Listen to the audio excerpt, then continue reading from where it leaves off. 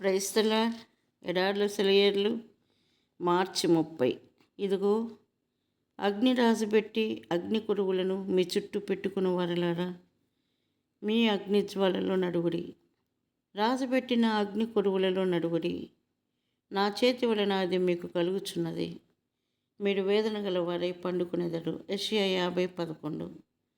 చీకటిలో నడుస్తూ వెలుగులోకి తమకై తామే రావాలని ప్రయత్నించే వ్యక్తులకి ఎంత గంభీరమైన హెచ్చరిక! అగ్నిని రాజబెట్టి కొరువులని తమ చుట్టూ పెట్టుకున్నట్టుగా వీళ్ళ గురించి వర్ణించబడింది. దీని అర్థం ఏమిటి? తమ చుట్టూ చీకటి ఉన్నప్పుడు దేవుని ఆశ్రయించకుండా తమకై తాము ఏదో మార్గాన్ని వెతుకులాడుతున్నారనే కదా దీని భావం. దేవుడి సహాయాన్ని త్రోసిపుచ్చి మనకు మనమే సహాయం చేసుకోవడమే ఈ వాక్యంలోని అర్థం. ప్రకృతి సంబంధమైన కాంతిని వెతుకుతాము. స్నేహితుల సలహాలను అనుసరిస్తుంటాము. మన తర్కజ్ఞానం మీద ఆధారపడి సొంత అభిప్రాయాలను ఏర్పరచుకుంటాము.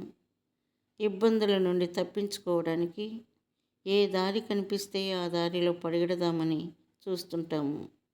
అది దేవుడికి ఇష్టమైన మార్గమా కాదా అని చూడము.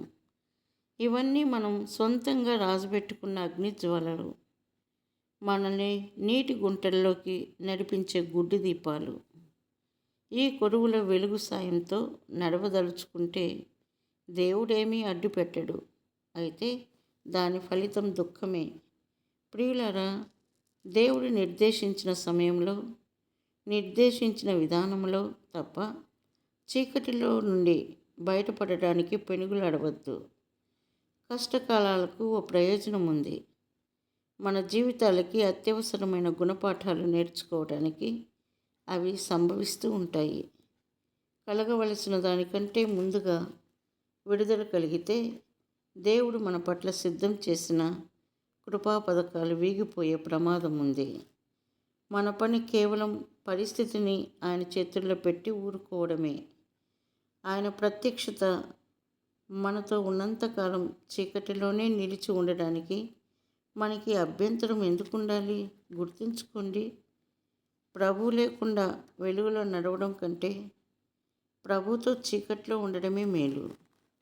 దేవుని అంచనాలతోనూ ఆయన చిత్తంతోనూ చెలగాటలాడవద్దు. ఆయన చేస్తున్న పనిలో మనం వేలు పెడితే ఆ పని అంతా పాడైపోతుంది. గడియారం ముళ్ళును మన ఇష్టం వచ్చినట్టు తిప్పుకోవచ్చు, కానీ కాలం మాత్రం తిరగదు కదా. దేవుని చిత్తం వెల్లడయ్యే విధానం త్వరగా జరిగిపోవాలని మనం కల్పించుకుంటే మొత్తంగా మూలన పడుతుంది. గులాబీ మొగ్గను చేతులతో తెరవవచ్చు, కానీ పువ్వు వికసించదు, సరికదా, వాడిపోతుంది. అంతా దేవునికి వదలండి. చేతులు ముడుచుకుని కూర్చోండి. ప్రభువా, నీ చిత్తమే సిద్ధించునుగాక, నాది ఏమీ లేదు. ఆయన మార్గం చల్లని నీడలు పరుచుకున్నాయి. ఆగి విశ్రమిద్దామంటే ప్రభు సాగమన్నాడు. ముందుకు సాగి అర్థం కాక ఆగి వెనక్కి చూశాను. గండశిల దొర్లిపడింది ఆగాలనుకున్న చోట. ఉత్సాహం ఉరకలేసి సాగుతుంటే ఆగమన్నాడు. జాగులేక సమ్మతించి ఆగిపోయాను. సాగవలసిన బాటలో పడుకుని ఉంది పగబట్టి బుసలు కుడుతున్న కోడి త్రాసు. దైవాజ్ఞకి కారణాలు అడగనిక. నా దారి, నా గమ్యం నావి కావిక. క్షేమపు దారుల్లో నడిపించే మార్గదర్శి దేవుడైనప్పుడు నాకేమి లెక్క?